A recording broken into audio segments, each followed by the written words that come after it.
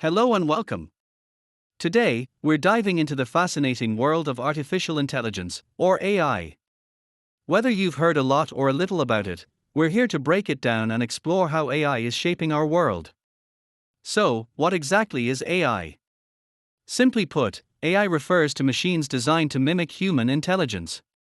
These systems can learn from data, adapt to new information, and make decisions, just like humans do. But AI isn't just one thing, it encompasses a range of technologies and techniques. Let's start with machine learning. This is a core component of AI where algorithms learn from data and improve over time. For instance, AI can recognize patterns in your photos or help recommend new music based on what you've listened to. Another exciting area is natural language processing, which allows AI to understand and interact with human language. Think of voice assistants like Siri or Alexa, they use NLP to process and respond to your commands.